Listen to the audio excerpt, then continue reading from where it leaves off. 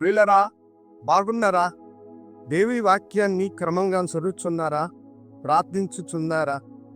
నేటి ధ్యాన వాక్యము 37వ కీర్తన 3వ వచనం. యెహోవా యందు నమ్మికించి మేలు చేయుము.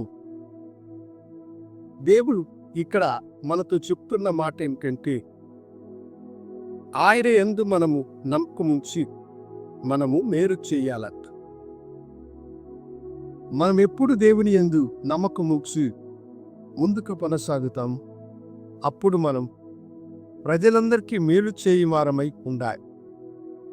వాక్యము ఏమంటుందంటే, ఒకడు మేలు చేయు దెరికియు దానిని చేయకపోతే అదే అతనికి పాపము అని వాక్యములు రాయి. నేను మేలు చేయకపోతే ఏమి అని మనం అనుకుంటూ ఉంటాం. మేలు చేయకపోతే ఏమంటే అదే మన పాపమక్క. దేవుడు మనకిచ్చిన సమస్తమును మనము ఇతరులకు ఏదైనా కొంచెము సహాయం పడేటువంటి మనుషులముగా మనం ఉండాలని దేవుడు వాంఛిస్తూ ఉన్నాడు. నీవు మనసారా ఒకరికి మేలు చేసినప్పుడు ఆ మేలు నీకు దేవుని వలన ఆశీర్వాదం, దీవెనను నీకు కలుగు చేస్తుంది.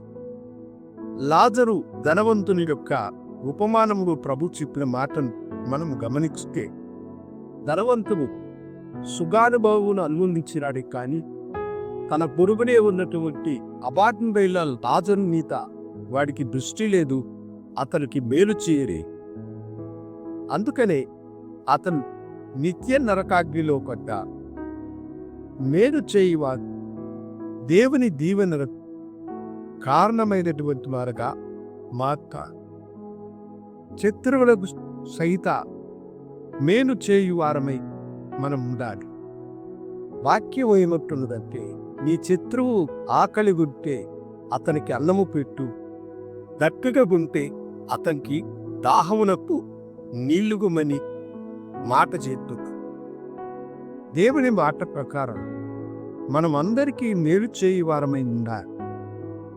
ఎవరికి మనం కీడు చేయువారం కాకుండా మేలు చేసినట్లయితే ఆ మేలు, ఆ దీవెన, ఆ ఆశీర్వాదము శాశ్వతముగా నీ తోడుగా వెళ్ళి నిన్ను రక్షించి ఆశీర్వదించు.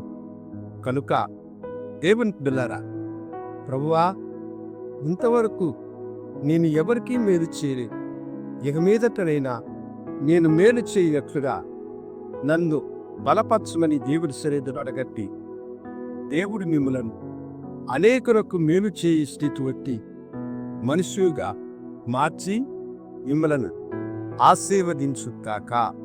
ప్రార్థించుట. గరుడా, నీకు వందనాలు. యెహోవా యందు నమ్మకముంచి మేలు చేయమని చెప్పిన నీ మాట ప్రకారం నీ బిడ్డలు అనేకులకు మేలు చేసి కృపను అనుగ్రహించుకొని యేసు నామమున అడిగి వేడుకొంచున్నాము తండ్రి. ఆమేన్. శుభోదయం. ప్రభు మిమ్మల్ని దీవించుగాక. ఆమేన్.